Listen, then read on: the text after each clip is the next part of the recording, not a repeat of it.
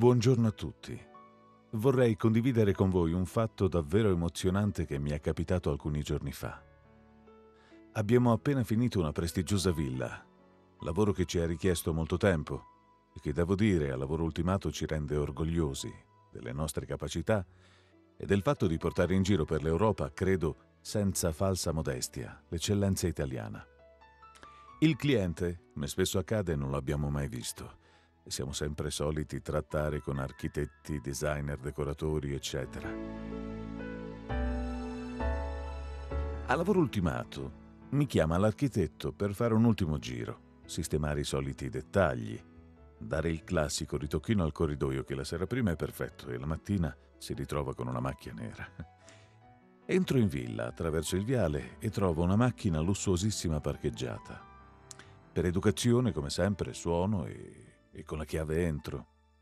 Trovo un sacco di persone che sono sedute discutendo amabilmente sulle sedie provvisorie che il giorno prima, per noi inspiegabilmente, l'architetto ci fa comprare. Saluto e mi presento a tutti e conosco finalmente il proprietario.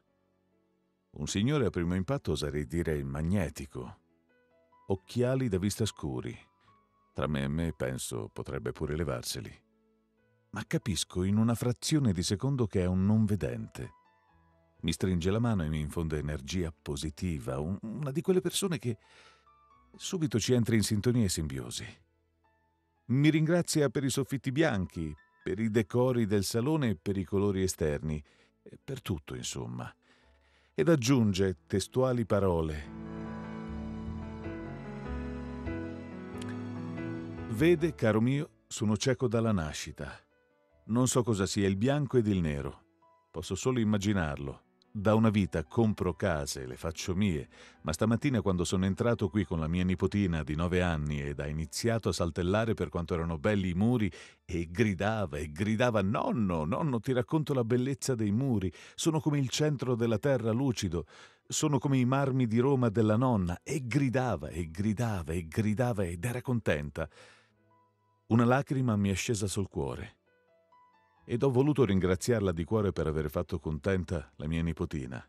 Io sono ricco, come avrà ben capito, ma sentire la vocina di G mi ha fatto illuminare la mia vita scura e buia. Grazie per avermi regalato questa emozione.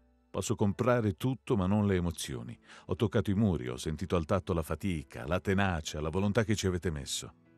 Grazie per avermi fatto vedere il bello attraverso la voce di mia nipotina. Che il cielo le illumini il percorso della sua vita e mi permetta di considerarla un amico. Dopo aver fatto finta di nulla, sono tornato indietro. Sono salito sul furgone, come al solito, stracolmo di cartelle colori, campioni, eccetera, eccetera, e non nascondo il fatto di essermi fatto gli 80 chilometri del ritorno con le lacrime agli occhi. Come un bambino ho pianto forse di contentezza, o forse ho scaricato la tensione del lavoro, ma è servito. E come se è servito. Vivo di emozioni, e di emozioni siamo circondati. E quando si vivono intensamente, fa molto piacere.